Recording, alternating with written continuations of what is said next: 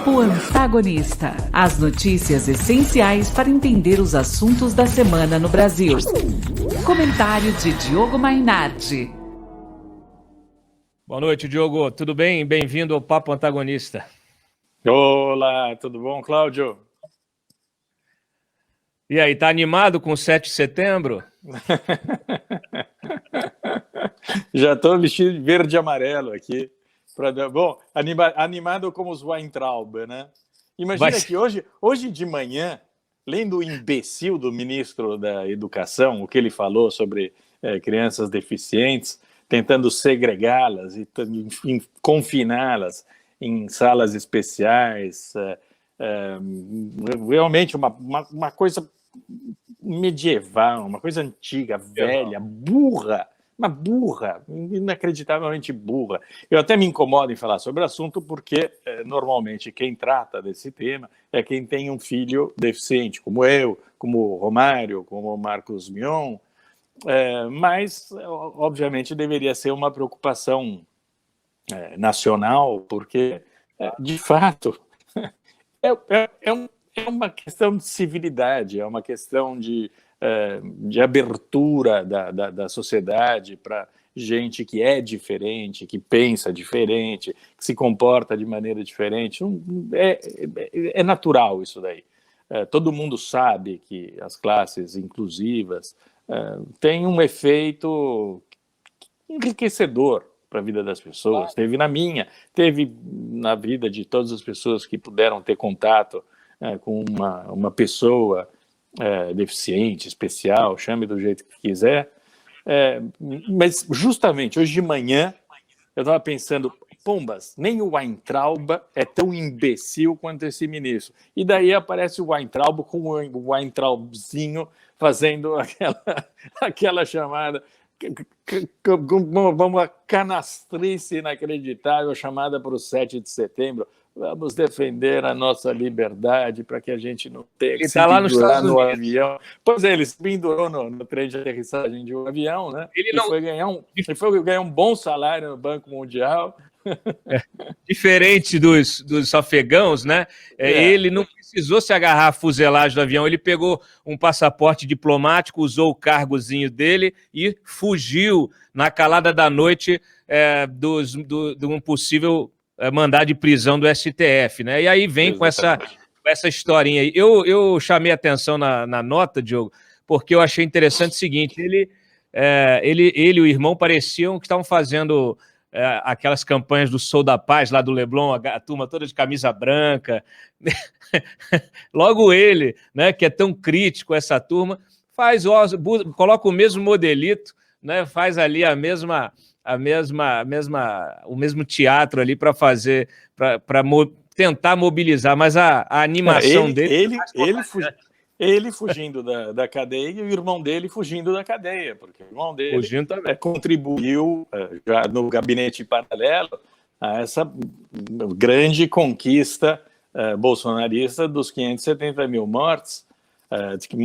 O Weintraubzinho fez a parte dele, né, de campanha mentirosa, de remédio, dessa vagabundice bolsonarista com remédio, máscara, vacina, participou de tudo isso, falsificou dados, isso eu sei de fonte direta, que é o irmão dele, que eles tinham uma expectativa de que a imunidade de rebanho seria a solução para o problema, e isso depois de quando o Brasil tinha 35 mil mortes, ele falou, no máximo bate em 45, não passa disso de jeito nenhum. Esse é o Weintraubzinho falando para o Weintraubzão. E essa era a picaretice deles, que agora pode mandá-los para a cadeia, né? E eles vestidos Sou da Paz, enquanto o Ciro Nogueira e o Arthur Lira conversam com o Marcelo Freixo, que é um belo Sou da Paz, para apoiá-lo a candidatura no Rio de Janeiro. O Brasil, olha, tá num momento joinha, viu? Olha, eu queria que o Ministério Público, a Lindora, investigasse os contratos da EBSERV, que é aquela rede de hospitais universitários, né, que estavam subordinados todos à gestão do Weintraub no MEC, né, dá uma olhadinha, se ela tiver interesse, dá uma olhadinha nos contratos de respiradores, de EPIs, vê se os números batem, né? Se os valores estão dentro dos parâmetros. Eu não sei, talvez ela vá se assustar. Mas Cláudio, é curioso. Cláudio, eu temo que a Lindora tenha tanto desejo de investigar quanto a Poliana Kelly. Então, acho que a gente está nesse nível. Uma é procuradora, a outra é juíza, mas a Poliana Kelly é aquela que rejeitou a denúncia do Lula no sítio de Atibaia, em que os corruptores confessaram os crimes, disseram: nós pagamos propina para o Lula sob a forma de reformas do sítio de Atibaia. A gente foi lá, a gente roubou da Petrobras, roubou de um monte de outros lugares, mas da Petrobras também, e a gente pagou propina para o Lula reformando aquela porcaria daquele sítio dele em Atibaia. Isso não é prova de nada. Isso não vale nada. Isso não vale nada. Emílio Odebrecht, Léo Pinheiro, todo mundo, Alexandrino, todo mundo solto, tranquilo, tem que devolver o dinheiro deles. É mais um caso de excesso de provas, né? Vai para esse daqui, excesso de confissão até. Não é só excesso de provas, é um excesso de confissão, porque todos eles confessaram o crime, menos o Lula. O Lula foi o único que não confessou os próprios crimes, mas a gente viu a adega dele, o pedalinho dele, a cozinha dele. Pedalinho e cozinha são mérito de Cláudio Dantas. Então, eu não tenho nem paciência quando eu vejo esses bolsonaristas na internet e os petistas, pior ainda, né, defendendo o Lula, falando que o processo não tinha prova, não tinha nada, chega a dar um cansaço, né, um cansaço mental, porque a gente que acompanhou para e passo essas investigações, a gente que também fez a nossa investigação jornalística, eu me lembro toda hora justamente do vendedor da Kitchens me dizendo que testemunhou lá o sujeito da OAS levando o dinheiro na mala, né, eles assinando o contrato em nome da empresa para entregar tudo, mas o endereço era lá o sítio de Atibaia, né? O contato era o Lulinha. Eu me lembro quando você trouxe a nota fiscal para o site. Tinha nota fiscal, corrupção com nota fiscal. Lembra que até o segurança, porque o Lula ele nunca bota a mão em nada. Ele sempre usa laranja, não é só para comprar o apartamento ou para receber a propina, né? Melhor dizendo, para receber a propina como apartamento. Ele colocava, ou o sítio, ele colocava sempre alguém nos pedalinhos mesmo, ele colocou um dos seguranças dele, que é dessa turma do GSI que fica acompanhando o ex-presidente, a gente paga, né, o salário dessa gente, e eu me lembro que eu fui atrás da empresa que fabrica esse negócio, né? E aí a pessoa lá que me atendeu, o gerente, falou assim: não, quem me ligou foi o fulano de tal. Eu falei assim: fulano de tal a nota fiscal saiu em nome do fulano de tal. Aí tu vai ver, o fulano de tal é o segurança do Lula. Incrível. Assim, não tem o que dizer, né? Tem as fotos, tem a adega, tem as caixas do Palácio do Alvorada e do Palácio do Planalto, da as caixas escrito praia e sítio. Lembra disso? As caixas com as coisas, com a mudança do Lula. É inacreditável. Olha, eu vou te falar, às vezes a gente tem que a OAS, para pagar a propina, nem teve que imaginar muita coisa, né? Porque eles puseram na controladoria, que era o departamento de propinas da OAS, eles tinham a parte praia, parte sítio. São dois. Eles não tiveram que inventar nada, estava tudo lá. E a Lava Jato pegou tudo, né? A Lava Jato pegou tudo e a Poliana escondeu agora. As fotos, você está me lembrando, a gente vai puxando a memória e vai lembrando, né? Porque tem tanto tempo isso, tanta coisa que a gente publicou. As fotos do triplex com os beliches para os filhos, já com tudo, né? Não é? Tinha a cozinha, que era uma coisa que tinha mais valor, assim, mas tinha várias outras coisas. Tinha a empresa que fez o elevador, o elevador, a cozinha gourmet lá com um deckzinho hidromassagem. É isso, tinha até... Inacreditável. Até inacreditável. Pelo triplex, ao menos... Se mudar. Olha, pelo triplex ele foi punido, pelo menos. No caso do sítio Atibaia, embora ele tenha sido condenado em primeira e segunda instâncias, ele se livrou totalmente. Isso daí está morto, enterrado. Ele nunca foi punido. Teria sido a segunda sentença condenatória com execução penal, quer dizer, ele seria preso se não tivessem abolido no STF a prisão em segunda instância, e agora, se não houvessem, com um golpe, enterrado tudo, mandado tudo para Brasília, para uma juíza amiga, e a juíza simplesmente rejeitou a denúncia, enterrou tudo e acabou. A história acabou, embora os corruptores estejam lá e tenham confessado exatamente o que pagaram, quanto... A gente não sabe exatamente se confessaram tudo, mas essa parte do sítio de Atibaia, eles confessaram, disseram tudinho. Está lá. Tudo. As fotos para até a memória. Tem a foto do executivo da OAS com o Lula, eles tomando cachaça no sítio. Então, os dois, olha, é de doer, é trágico, é triste, realmente você vê. É como aconteceu com as contas da campanha da Dilma e do Temer, né?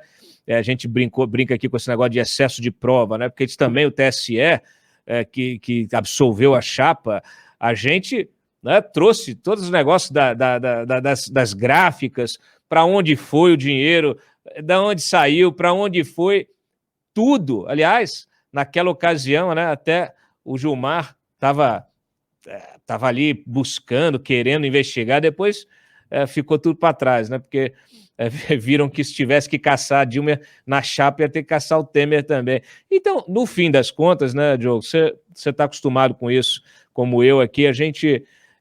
a justiça é feita, ela vai encaixando de acordo com a conveniência política do momento.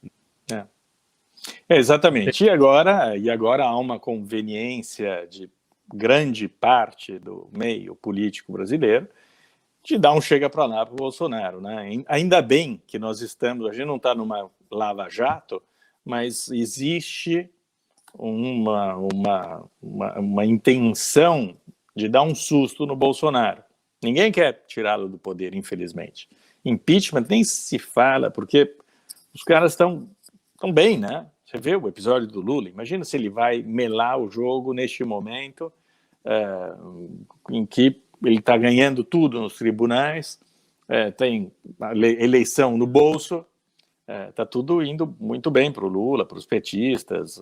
Tem segundo o Globo, o José Dirceu está fazendo lobby para emplacar o André Mendonça no STF. Pode não ser uma grande notícia para o terrivelmente evangélico, ser considerado terrivelmente Dirceu, mas existe isso daí. O Centrão está moderadamente satisfeito porque ganha tudo que quer, pega tudo que quer, moderadamente eu digo, porque vai ter um custo político esse apoio ao golpismo bolsonarista. É inevitável que isso ocorra, é inevitável que eles saiam muito queimados dessa história, o Arthur Lira e o Ciro Nogueira em particular, Ricardo Barros nem se fala. Você acha que eu não vejo eles preocupados com biografia, né? Biografia de jeito nenhum. Não, biografia de jeito nenhum, mas poder de barganha, por exemplo, o Arthur Lira, que quer ser reeleito para a presidência da Câmara no próximo mandato, com esse tipo de adesão ao bolsonarismo mais delinquente dele, vai ser muito complicado. Eu acho que não vai ser moleza, não. Com Lula vai preferir um centrão mais próximo dele e um pouco menos emporcalhado de bolsonarismo. Vai ser sempre centrão, o Arthur Lira não vai ter problemas na vida de jeito nenhum, mas ele é claro que o PT vai querer dar vai querer ter um nome novo na presidência da Câmara, e não será o Arthur Lira.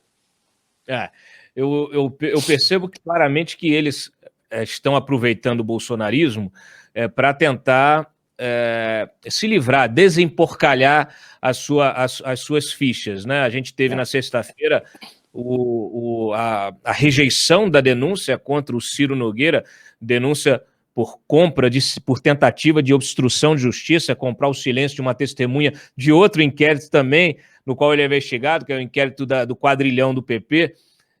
E da mesma maneira está o Arthur Lira fazendo as gestões dele, quer dizer, eles estão usando o espaço que lhes é garantido, né, nessas articulações, até pela fraqueza do bolsonarismo, pela fraqueza do Bolsonaro no sentido político-partidário, né? A gente sabia desde o início que seria um governo muito suscetível às infiltrações, justamente porque o Bolsonaro não tinha uma estrutura partidária. E como aquela que o elegeu, ele jogou de lado, aí mesmo que ele ficou, vamos dizer assim, à mercê dessa turma do Centrão, né? Então você vê claramente também o Arthur Lira se livrando dos processos dele no Supremo, o Ciro Nogueira idem, nessa tentativa de se desemporcalhar com vistas a 2022, né? Isso aí. O Ciro Nogueira, quem é aqui? Quais foram os 3 votos? Um petista, o Lewandowski, um bolsonarista, o Cássio Nunes, e o tucano Gilmar Mendes. Então, tucano temerista Gilmar Mendes. Todo mundo se uniu para livrar o Ciro Nogueira. Com destaque, né? Porque o Cássio é capaz, assim, ele não tem qualquer constrangimento em julgar o caso de quem o indicou, que o Ciro Nogueira, assim, a gente sabe, a construção da candidatura do Cássio no Piauí, né? O negócio foi feito lá. É uma construção de 3 partidos, do PT, do MDB e do PP, sendo que o Ciro Nogueira foi o grande padrinho dele, né? Ele é conterrâneo do Ciro, como você mencionou, do Piauí, e o Ciro Nogueira chegou a chamar o Cássio de nosso Cássio, lá nas redes sociais. Então, ele errou, né? Não era nosso Cássio, era meu Cássio. O meu Cássio.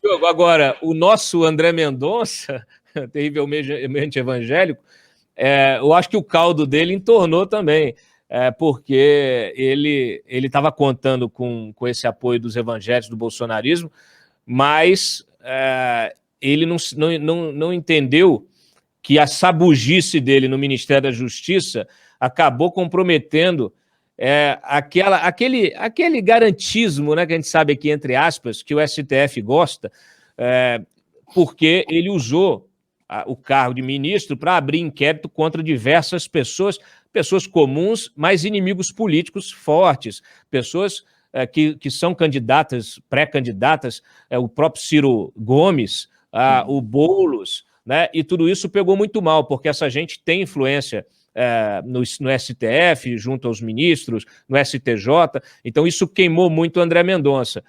E aí entornou o caldo. Eu até publiquei mais cedo uma informação que me passaram, que ele, na semana passada, foi visto no Palácio do Planalto participando das reuniões que estavam ali formatando o pedido de impeachment do Alexandre de Moraes. Então isso, quando caiu no ouvido dos ministros do Supremo, falou assim, não tem jeito, né? Esse sujeito não pode pisar aqui. E aí o Davi Alcolumbre aproveitou o ensejo já para sair chutando também o André. Agora, o problema é quem vem aí, né? Quem vem no lugar do André. Aras ou Humberto Martins, né? Eu acho que não tem a menor dúvida. Vai ser terrível de qualquer maneira, do terrivelmente evangélico para outro terrível. Sobre isso não tem a menor dúvida. O ideal, na verdade, seria que não indicassem ninguém, né? Que barrassem a candidatura de um nome do Bolsonaro até o fim. Mas não vão fazer isso. Vão indicar alguém conveniente, cômodo para os interesses dessa gente que quer se desemporcalhar, quer aproveitar esse período derradeiro do Bolsonaro para fazer o que ninguém imaginou que pudesse ser feito de maneira tão eficaz e rápida quanto o bolsonarismo permitiu que se fizesse, e depois de liquidar toda a Lava Jato, de livrar Lula, etc., etc., estão livrando todos os outros e garantindo para o resto da existência que ninguém mais vai ser punido por ninguém, mudando a lei, em primeiro lugar, improbidade, mudando todas as leis. abolindo a prisão de segunda instância, mudaram tudo.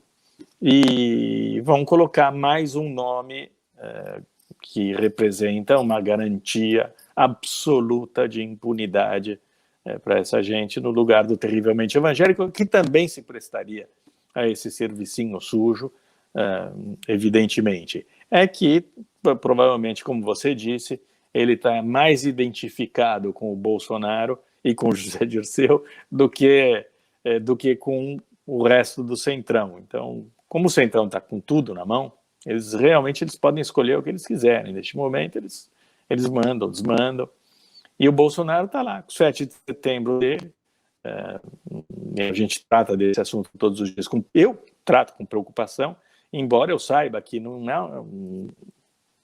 é complicado falar do golpe bolsonarista, porque a gente sabe que ele não tem uma cabecinha muito racional, né? Então, muito se dá por impulso, muito se dá por oportunidade, ou como reação a ações do STF ou dos políticos. Então, tudo sai dessa maneira improvisada. E o golpezinho também tem que ser improvisado, né? Vai ser uma tentativa de colocar alguns agentes provocadores, por exemplo, que provoquem algum tipo de baderna na fantasia bolsonarista. Isso vai desencadear um estado de pânico na sociedade que vai, sei lá, convocar as Forças Armadas para agir. Aparentemente é isso que passa na cabeça dessa gente dodói.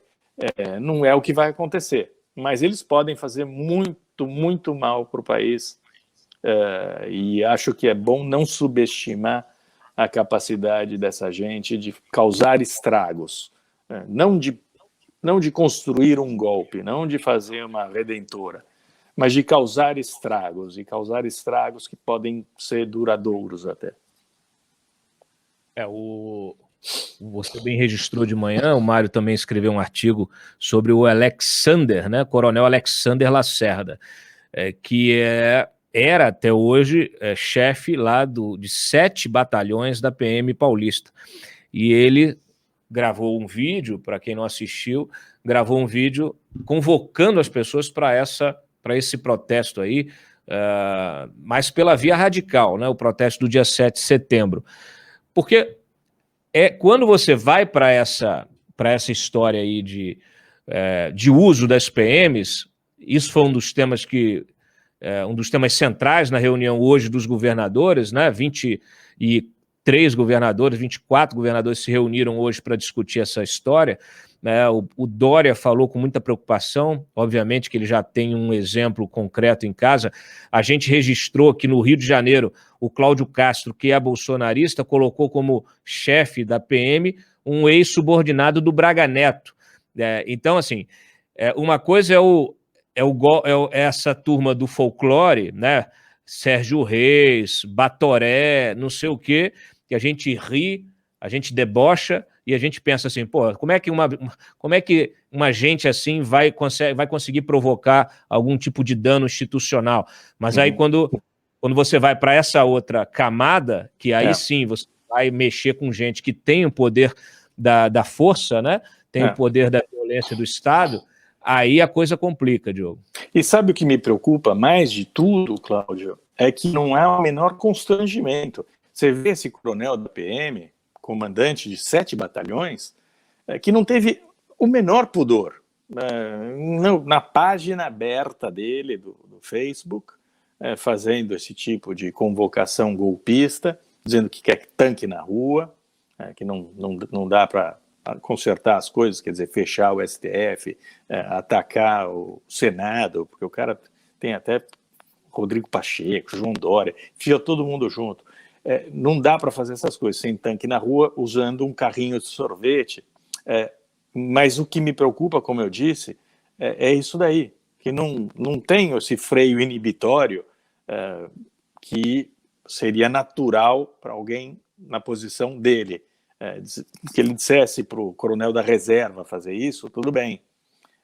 Que ele fizesse essa convocação no WhatsApp particular para o grupo de amigos, é imaginável que ele pudesse fazer alguma coisa assim. Mas ali na página dele, estampar esse troço, fazer essa convocação direta com esse discurso golpista, vagabundo, bananeiro, é inacreditável. Isso me assusta muito. Quer dizer, que não haja o mínimo de temor por parte do sujeito que tem 5 mil soldados na mão, de fazer esse tipo de manifestação, que ele não tem o menor... não põe a menor cortina de fumaça para tentar tornar isso daí um pouco menos evidente. Isso é perigoso. Bom, vamos ficar aqui com o nosso radar ligado, monitorando todos esses passos e esperando o que pode vir a acontecer, né, trazendo os bastidores dessas articulações políticas e, claro, cobrando das autoridades um posicionamento republicano e firme, né, para evitar qualquer escalada dessa crise, né? Cuidado com o 7 de setembro, e a gente vai ter que ficar muito alerta para 7 de setembro, e a sociedade pode dar uma resposta no dia 12 de setembro, né? Indo para as ruas também, lotando as ruas também. Bolsonaro, é impossível que ele não consiga lotar uma avenida com tanta propaganda, com tanta gente, com tantos cabos eleitorais da polícia, do exército, do cantor sertanejo, com propaganda comprada, impulsionada pelas redes sociais, a grana que eles gastam com essas redes de TV, de rádio bolsonaristas. É óbvio que eles conseguem lotar uma avenida. Mas seria bom que do lado de cá a gente lotasse também uma meia avenida, mas de graça, sem usar máquinas, sem usar todos esses instrumentos de pressão e de golpe que vão ser usados no dia 7 de setembro. É isso aí. Bom, Cláudio, Diogo, boa noite. Um abraço para você também. Até segunda. E até amanhã. Tchau. Papo Antagonista. Reportagens exclusivas, bastidores do poder e análise com quem faz notícia.